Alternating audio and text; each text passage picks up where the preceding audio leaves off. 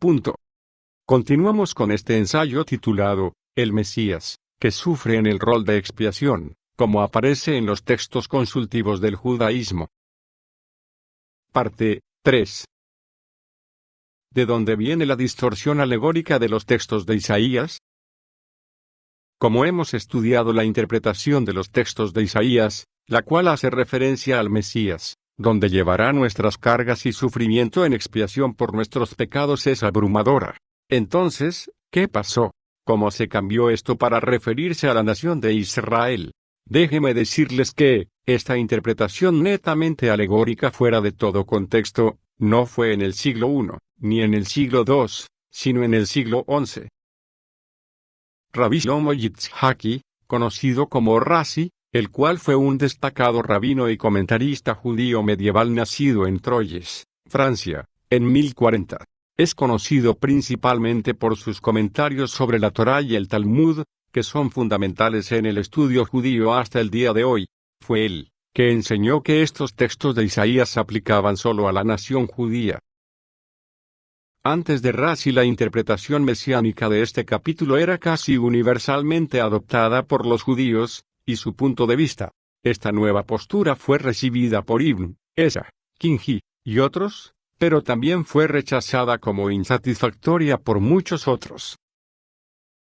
Entre ellos, R. Moshe Cohen, y Crispin, de Córdoba, y después Toledo, siglo XIV, quien dice que, de aquellos que por razones controversiales aplicaban esta profecía a Israel, las puertas de la interpretación literal de este capítulo se les cerró en la cara, y que ellos se afligían para encontrar la entrada, habiendo abandonado el conocimiento de nuestros maestros, y habiéndose inclinado tras la obstinación de sus corazones y de sus propias opiniones.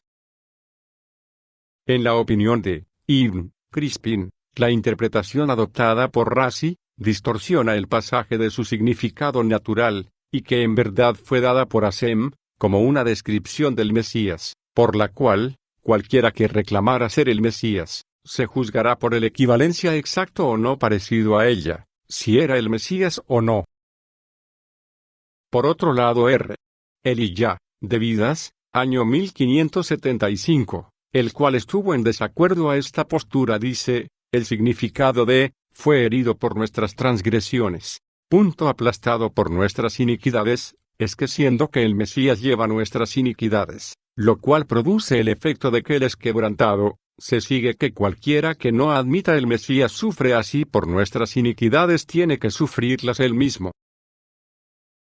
Como podemos estudiar, la postura unánime que se menciona sobre el pueblo de Israel en los textos de Isaías es falsa, como se quiere imponer actualmente por algunos sectores del judaísmo, que intentan, a través de esta manipulación, dar una imagen distorsionada de la realidad.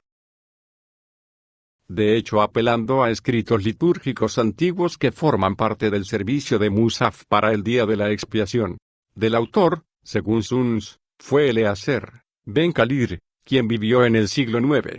Y Non, como se verá, era uno de los nombres dados por los rabinos al Mesías, y se deriva del Salmo 72, 17, que el Talmud traduce, antes de que fuera el sol, su nombre.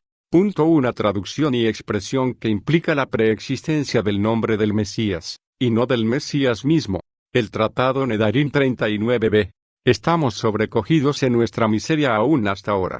Nuestra roca no se ha acercado a nosotros, el Mesías nuestra justicia, nuestro justo Mesías, se ha apartado de nosotros. El terror nos ha sobrecogido, y no tenemos a nadie que nos justifique.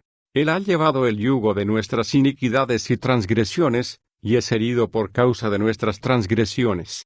Él lleva nuestros pecados sobre su hombro, para que encuentre perdón por nuestras iniquidades.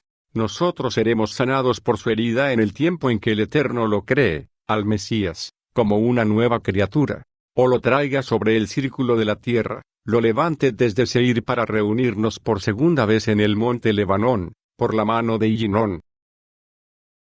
Para entender cómo esta antigua interpretación de los textos de Isaías sobre el Mesías y su cambio repentino a la nación de Israel, debemos conocer su contexto histórico.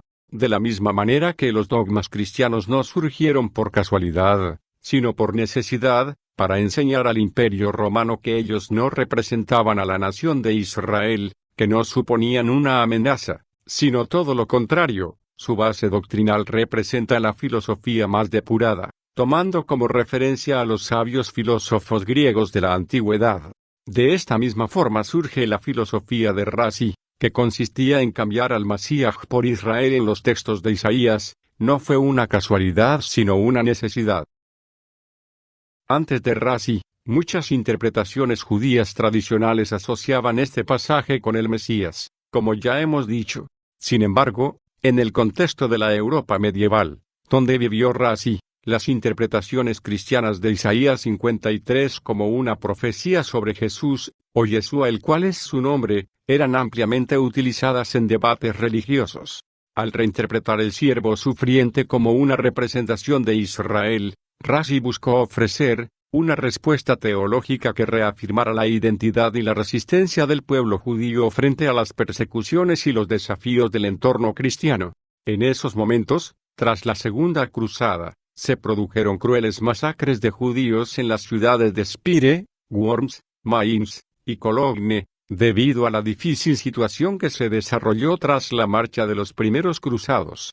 Esta infame masacre de judíos perpetrada por la salvaje plebe que se reunió en la ruta de los primeros cruzados, pudo haber sido el motivo del cambio que realizó Razi en respuesta a la brutalidad del cristianismo de entonces. ¿Puede entender usted ahora la postura de Razi? Antes de este hecho, Heinrich Graetz, un destacado historiador judío del siglo XIX, escribió extensamente sobre la historia judía, incluidas las cruzadas y su impacto en las comunidades judías.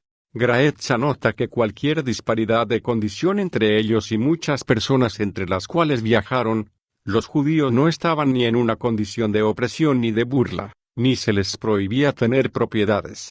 Sin embargo, más tarde, todo dio un brusco cambio, según Henry Hart Millman, 1791-1868, el cual fue un historiador, poeta y clérigo inglés, conocido por su obra Historia de los Judíos, publicada en 1829. Dice, eran demasiado comunes las escenas en las que los judíos sufrían como víctimas inocentes. Sin duda alguna la postura de Razi, de cambiar la interpretación mesiánica de los textos de Isaías, por la nación sufrida de entonces de Israel, y de esa forma rechazar todo lo que tenga que ver con el Mesías cristiano, y todo lo que pueda dar fuerza a esta religión, es totalmente lógica y justificable. Es por ello, en lo que respecta a su enfoque, este no se alineaba con un método de interpretación literal, pesat, que daba prioridad al contexto histórico y textual, en lugar de ser una exégesis, es decir, un análisis e interpretación profunda de los textos. Se trata más bien de una defensa y una resistencia al dominio implacable del cristianismo y su barbarie, que adoptaba la figura del Mesías Yeshua como su símbolo, cuyo nombre se extrajo de su contexto cultural judío para llamarlo Jesucristo. Es indispensable para nosotros que defendemos la mesianidad de Yeshua ben Yosef, hijo de David, conocer este trasfondo histórico. Así, nuestro juicio en contra de Razi no será a la ligera. Tomaremos en consideración el sufrimiento del pueblo de Israel por la religión cristiana de ese entonces. También entenderemos su reacción de rechazo total a uno que la religión cristiana le llamaron el Mesías Jesucristo. Lo tacharon de irreal, místico y fantástico. Dijeron que no tenía ningún tipo de humanidad, y que estaba lleno de antisemitismo. Lo crearon como excusa para los intereses mezquinos y malévolos de las cúpulas religiosas. Nuestro trabajo no es fácil, tratar de limpiar la mancha que la religión ha dejado durante casi 2000 años en la imagen de nuestro Mesías Yeshua, ya que, para el judío no importa de qué partido perteneces, para ellos, el hecho de que les hables de Yeshua ya eres parte del partido antisemitista, anti-Torá, que durante casi 2000 años ha tratado de aniquilar al pueblo de Israel. Solo la asistencia del Altísimo y aferrarnos a Él, nos dará la fuerza del Espíritu necesaria para hacer frente a estos casos. Que el Altísimo nos asista en esta empresa. Seguimos. Abraham Farisol, también conocido como Abraham ben Mordecai, Farisol, fue un destacado geógrafo, cosmógrafo y escritor judío italiano del Renacimiento. Nació alrededor de 1451 en Aviñón y falleció en 1525 o 1526 en Ferrara. Trata de defender a Razi, cuando dice, cualquier injusticia que pueda haber en las expresiones de nuestros sabios, quienes aplicaron la profecía al Mesías, debe tenerse en mente que aunque ellos mismos y sus palabras son verídicos, sin embargo su objeto era alegórico. Lo importante de este comentario es que Farisol reconoce que los sabios han interpretado que las profecías de Isaías se refieren al Masías, y que luego quiera acreditarle un papel alegórico como ideas abstractas, conceptos morales, políticos, filosóficos o religiosos, y no textual, es otra cosa. Pero el asunto que nos compete aquí es que, antes de Razi, no encontramos ningún sabio que se alinee con su nuevo pensamiento, como ya hemos dicho. También dijo Farisol, en este capítulo parece haber considerables semejanzas y alusiones a la obra del Mesías cristiano, y a los acontecimientos que se afirma le han sucedido, de modo que no se ha encontrado otra profecía en lo esencial, y tema del cual se le puede aplicar tan inmediatamente. Farisol, en este comentario, reconoce que el texto de Isaías tiene una semejanza importante a lo acontecido a nuestro Rebe, Yeshua ben Yosef, donde es imposible tapar el sol con un dedo. También es importante destacar que esta nueva visión no mesiánica de estos textos de Isaías trajo un problema de asimilación para los sabios posteriores que buscaban cómo justificarlo, debido a la complejidad de sus argumentos. Seguimos con otro comentario. Itzhak Abarbanel, también conocido como Don Isaac Abravanel, fue un destacado filósofo, comentarista bíblico, estadista y líder judío de la Edad Media. Nació en Lisboa, Portugal, en 1437 y falleció en Venecia, Italia, en 1508. Provenía de una familia influyente y erudita, y su vida estuvo marcada por su dedicación tanto al estudio como al servicio político.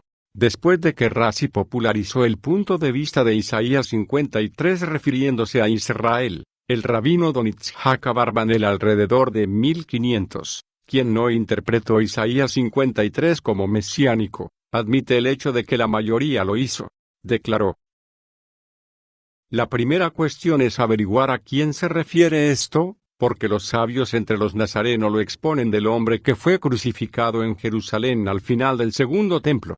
Yohanan ben Uzziel lo interpretó en el Targum del futuro Mesías. Pero esta es también la opinión de los hombres sabios en la mayoría, énfasis añadido, de los Midrashim. La honestidad de Abarbanel al hacer esta declaración, en la que no se puede decir que estuviera inclinado al partido netzarita, sino que fue imparcial en su comentario. Y este es el problema que se plantea hoy en día. No hay honestidad en reconocer que el ideal planteado por Razi, con todas las razones políticas que tuvo y que yo respeto, no representa un verdadero análisis imparcial del texto de Isaías. Y no conforme con esto, algunos se han dado a la tarea de eliminar en ediciones modernas de los textos consultivos, Talmud, Midrash y Zohar, del judaísmo todo aquello que pueda identificar que este texto se refiere al Masías, incluyendo la misma persona de Yeshua ben Yosef, ben David, ha sido eliminada de los comentarios del Talmud. En mi país hay un refrán popular que dice, no importa cuánta tierra se eche para sepultar la verdad, ella siempre saldrá a flote, y esto lo estamos viendo en estos tiempos proféticos, en la que oleadas de personas están abandonando la religión para descubrir sus orígenes hebraicos del Mesías Yeshua. Son ellos los que se están encargando de desenterrar esta verdad que, por mucho tiempo, pareció no importar a nadie. Baruch Hashem. Nachmanides, también conocido como Rambán, acrónimo de Rabbi Moshe ben Nachman, fue un destacado rabino, filósofo, médico y cabalista nacido en Gerona, España, en 1194. Fue una de las figuras más influyentes del judaísmo medieval. Además de ser un gran erudito en la ley judía y el Talmud, Nachmanides es conocido por sus comentarios al Pentateuco, donde incorporó enseñanzas místicas de la Cábala. Dice lo siguiente: el punto de vista correcto con respecto a esta parashá es supongamos que por la frase mi siervo se entiende a todo Israel. Sin embargo, Una opinión diferente es adoptada por el Midrash, que se refiere al Mesías. Es necesario que lo expliquemos de conformidad con la vista donde allí se mantuvo. El profeta dice, el Mesías, el hijo de David, de quien habla el texto, nunca será conquistado o perecer a manos de sus enemigos. Y, de hecho, el texto enseña esto claramente. Punto. Y por su llaga fuimos curados, porque por la llaga Él es afligido y afligido nos sanará. Dios nos perdonará por su justicia, y seremos sanados tanto de nuestras propias transgresiones como de las iniquidades de nuestros padres. Nachmanides, en sus comentarios sobre Isaías 53, abordó el tema del siervo sufriente desde una perspectiva ya dada por Rashi como si fuera Israel, aunque reconoció que otros textos antiguos lo toman como referencias al Mesías. Además agrega su opinión sobre un Mesías invicto y triunfante. Por lo que podemos observar, llevar este texto a Israel conlleva a muchos detalles, los cuales Nachmanides busca su acomodo sin ningún contexto del mismo pasaje. En este episodio ya hemos visto de dónde nace la distorsión de los textos de Isaías, y su causa política. Les invito a ver en el próximo episodio. Parte 4. La teoría de Rashi sobre Israel como siervo sufriente del texto de Isaías, presenta inconsistencias insalvables. Saludos a todos. Shalom. Ros, Elisa Noda, miembro de la comunidad Netzarita Ani, a mí.